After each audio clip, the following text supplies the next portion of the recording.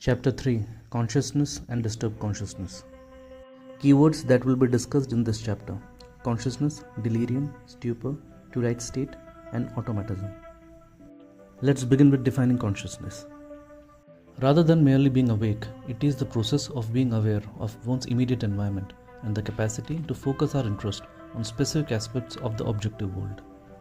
The global workplace theory uses a theater metaphor in which attention resembles choosing a television channel and consciousness is the picture on the screen, that is, selecting an experience and being conscious of the selected event. The function of attention seems to be to select some aspect of stimulus input, whereas the function of consciousness pertains to summarizing all the information from the environment for planning and decision making. This is what Jaspers refers to as the immediate experience of the total psychic state. Consciousness also has a pivotal role in Husserl's phenomenology as it deals with subjective conscious experience. But Dennett questioned both the generalized first-person and purely third-person perspective of behavioral psychology and advocates the method of heterophenomenology. It depends on the meticulous precision of the questions asked, the objectivity of recording the transcript, with 3 stenographers preparing separate documents from an audiotaped interview. Adopting the intentional stance, that is, assuming that the subject of investigation was intending to make a statement about something, and scope for clarification. Carl Jaspers found 2 problems with phenomenology. First, as it is the description of subjective experience, abnormalities of consciousness can hinder this. Second, that there is an inseparability of acts of consciousness such as attention, perception, and so on, and the actual objects of consciousness. He identified 3 aspects of consciousness, namely actual inner experience, a subject-object dichotomy, and a knowledge of a conscious self. He used the metaphor of a stage or theatre and that of a medium, as in the stage can shrink, that is, narrowing of consciousness, or the medium can grow dense, that is, clouding of consciousness. According to him, attention is conceived as an active or passive turning towards an object, and the degree of clarity and distinctness of the content of consciousness is referred to as the field of attention. Coming on to disorders of consciousness. Dimensional changes in levels of consciousness. Consciousness may be regarded as a quantitative entity. Thus, impairment of consciousness can be seen as a declining continuum from alertness through to drowsiness and ultimately coma and death, that is, progressive diminished arousal and alertness. Unconsciousness. According to Jaspers, it means something that is not an inner existence and does not occur as an experience.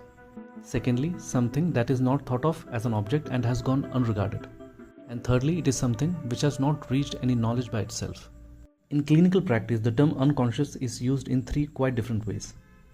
First, a person suffering from serious brain disease may be unconscious. Consciousness in this instance is seen as being on a continuum, as stated previously. Second, someone who is asleep is also unconscious. Again, there is a continuum. And third, alert and healthy person is aware of only certain parts of their environment, both externally and internally, and even this has a continuum.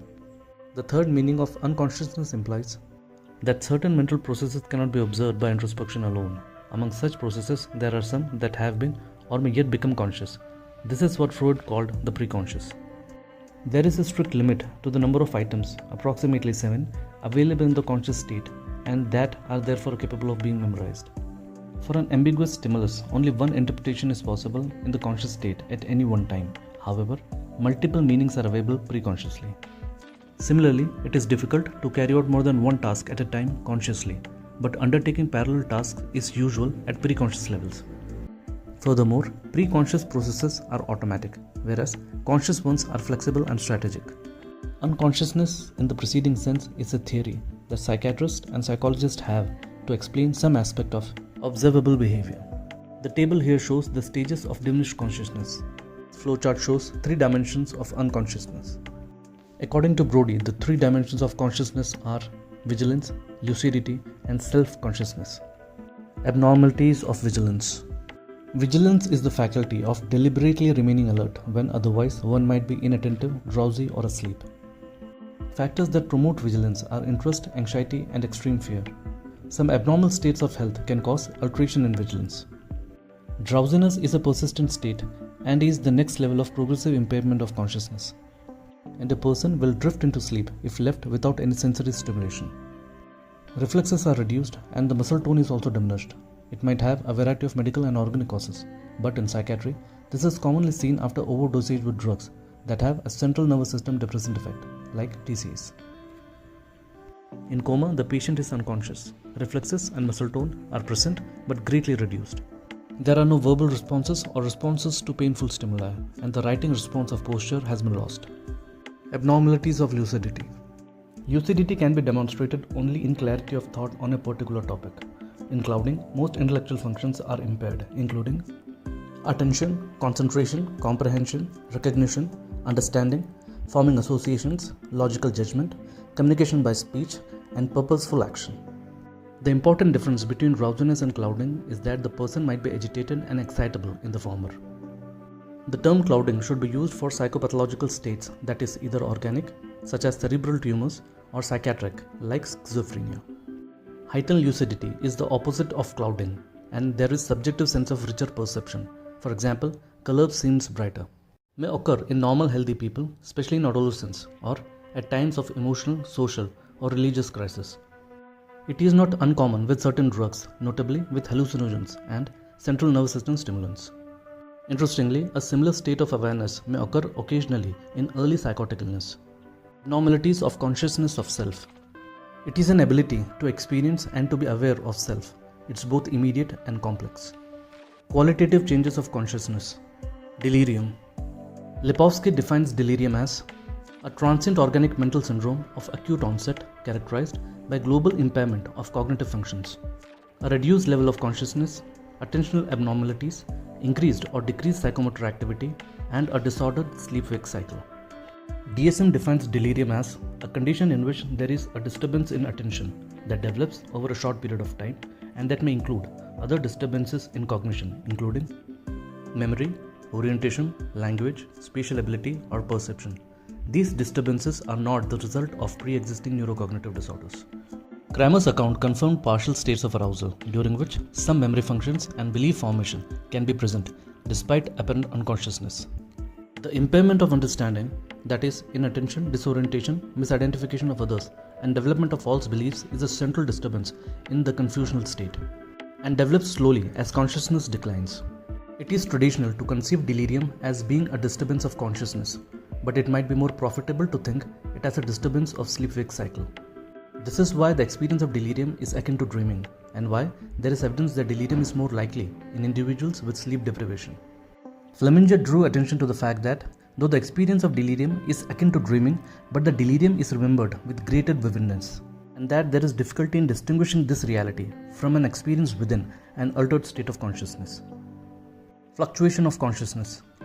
It might occur in healthy individuals in sleep and in fatigue, as well as many organic states such as third ventricle tumors, some neuropsychiatric conditions such as epilepsy, and some drugs like mescaline.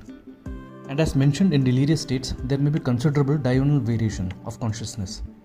The patient becomes more disoriented, disturbed in mood, and distracted perceptually with illusion and hallucinations in the late evening, and shows greater lucidity in mid-morning. Confusion. The concept was originally developed in France and later in Germany as fervotide, referring to subjective symptoms and objective signs indicating loss of capacity of clear and coherent thought.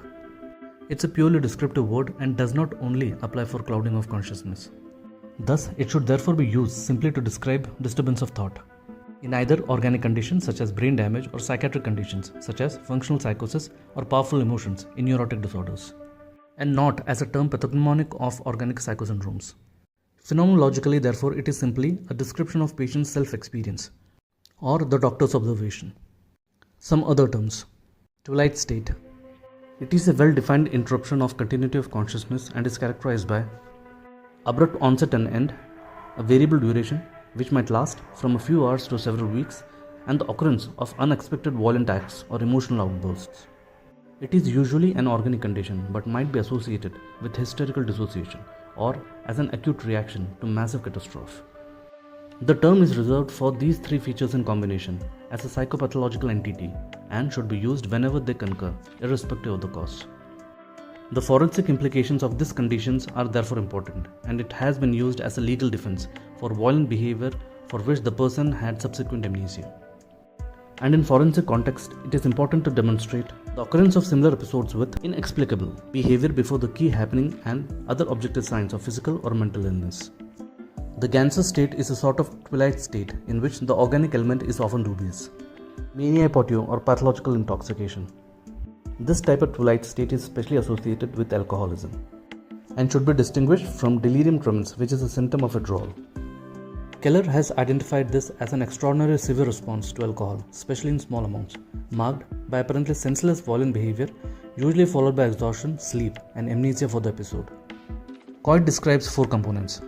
The condition follows the consumption of variable quantity of alcohol. Senseless violent behavior then ensues. There is then prolonged sleep, and total or partial amnesia for the disturbed behavior occurs. With this, he replaced the problematic diagnostic category of pathological intoxication in the preceding definition with acute drunkenness. Automatism. It implies action taking place in the absence of consciousness.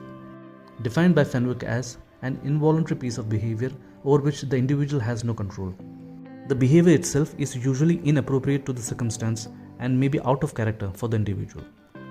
It can be complex, coordinated, and apparently purposeful, though lacking in judgment. Afterwards, the individual may have no recollection or only partial and confused memory of his actions. Usually seen during or immediately after a seizure as epileptic automatism, especially in patients with temporal lobe epilepsy. Might also be accompanied with speech automatism, where he utters unidentifiable words or phrases. Initially, activity is diminished with staring eyes and slumped posture. It then becomes stereotyped with repetitive movements like lip smacking, fumbling, or other actions. Finally, more complex and purposeful behavior occurs, such as walking about, making irrelevant utterances, or removing clothing, etc. In other cases, the patient may continue with whatever they were doing before. For example, driving or drying dishes. Violence is rare during automatism and is rarely cited as an explanation for a person's violent or criminal behavior. But when such violent behavior occurs, automatism fulfills the criteria for the definition of Twilight state.